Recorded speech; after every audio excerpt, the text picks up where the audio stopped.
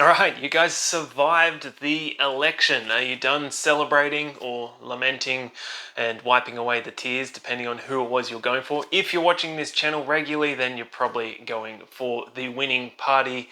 And that is because this is Exit West, the show where we explore the crisis the West is going through right now and look for options outside of the West to hedge our bets of sorts. So I just wanted to share my outsider opinion on the results of the election, regardless of whether you're happy or sad or terrified of the results of this election.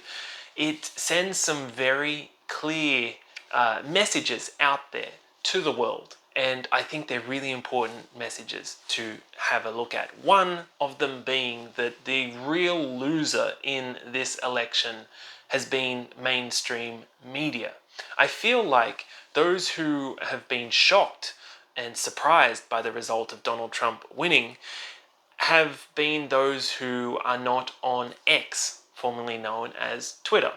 It's not a shock or surprise for all of us who have been on X, who have been tuning in and seeing both sides of the story, but seeing the massive support and groundswell of just momentum that has been building behind what Donald Trump has been doing and the team that he's been assembling and the work that they have been putting in. It was absolutely phenomenal to watch just the relentless effort and work that they were doing. I have a great deal of respect for every one of those candidates for the monumental amount of work that they put into bringing this result together. And what a result it has been. I mean, look at this right here. I think that's one of the most telling visuals that we have so far, and that's the election result by county. And as you can see, it's essentially the overwhelming majority of the country has spoken in favor of Donald Trump here. And then if you look at this one, it actually shows the each one of those little ticks is the change from the last election, the 2020 election, and what direction that change has been. If it's a blue tick, it's gone towards the Democrats, and if it's a red tick, in favor of the Republicans. So there's more votes, more of a choice towards the Republicans. Really, really telling right there that the country has spoken. It has decided, and Donald Trump has won across basically everything that he could win across, which is very exciting times because it's a clear message to the Republican Party to go ahead with what it is that you were promoting, go ahead with what it is that you said you want to do, and do that because you have the approval of the people, and hopefully they do fulfill on those promises and they're able to pull the US out of what has been a free fall, and maybe it's enough to turn things around. This was as much a vote against the media as it was for Donald Trump. People have just gotten sick and tired of being lied to constantly and gaslit, I guess is the best word for it. It's everything that the mainstream media tends to say or accuse someone of, a person that they don't like. They are actually guilty of that themselves, and that's something that is deeply concerning, and people are moving away from it. However, not so in Australia. As the election was going on, a bill that had been pushed off the table was brought back on and was debated in the evening, and it got passed, at least this stage, and it will go to another stage, and that is the Misinformation Disinformation Bill, also known as MAD. And so while the US is looking like it's turning things around, here in Australia we are just speeding up further along that pathway of madness. That is the idea that the government should be the sole source of truth. To put it into the words of the disgraced New Zealand Prime Minister Jacinda Ardern, she said during COVID that the government will be your single source of truth. And that is a truly terrifying idea, and that's something that they have pursued here in Australia with legal action against X and Elon Musk as a result of the free flowing of information. I think it's so vitally important that we have information flowing freely, but it is getting increasingly difficult to do that. I mean, in Canada, they're literally viewing a different internet to the rest of the world because they have all these government restrictions on what can and cannot be viewed from within that country. Very similar to what is occurring in China as well. It's just a totally different internet depending on where in the world you're viewing it from. And I think what is absolutely key is that people have access to the source material, because that's the best way to debunk things. And the biggest issue with mainstream media is that they can say whatever, but they don't seem to have to retract, because the next day they just go on to say whatever again. And there's no one there that's saying, hey, that's actually wrong. Or if there are people saying that, they just ignore them. And if something is printed about them, maybe 4 weeks later, there will be a little insert at page 47 in the paper saying, oh, we have to amend this, there was a mistake on the article over there. And it has absolutely no impact because it's done the damage. People already have that idea in their head, which is in fact incorrect idea. And that's what's brilliant about what Elon Musk has managed to transform Twitter into, turning it into X.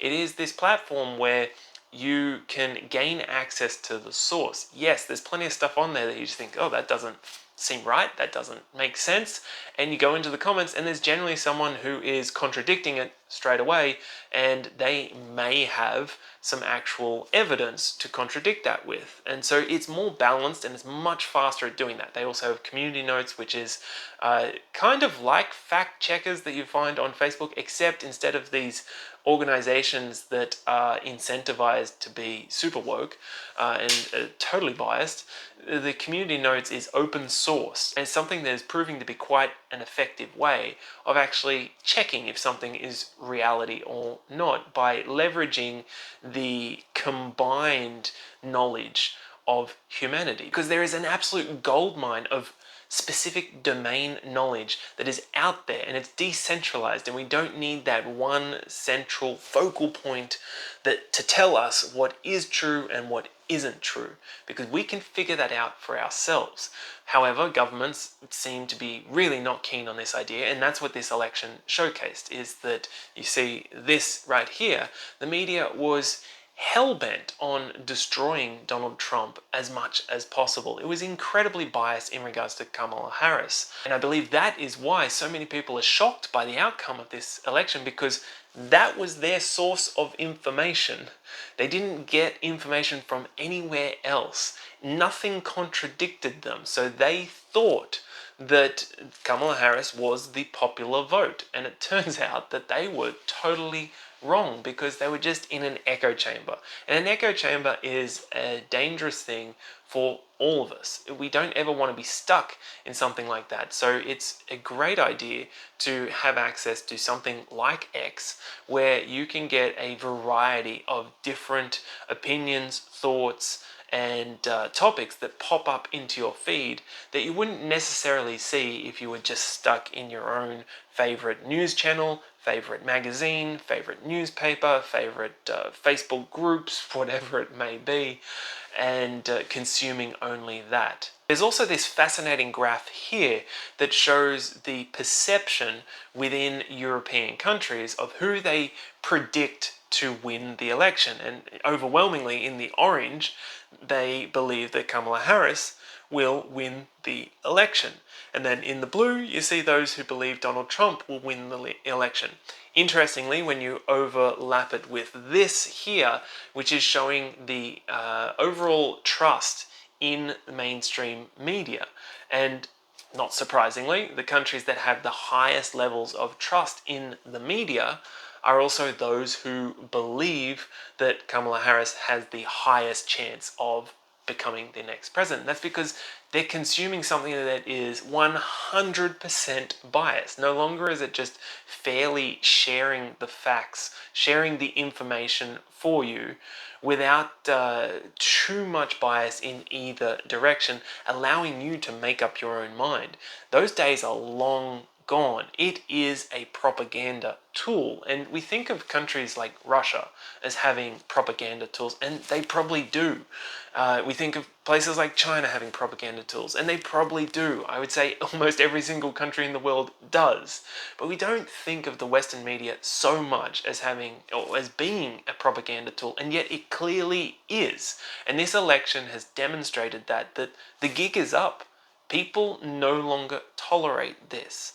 This is not acceptable, and there are alternatives out there, and that's why I encourage everyone watching this, if you're not already signed up on X, go and do it, and give me a follow while you're there. I'm relatively new on that account as well. At Exit West, you'll be able to find me.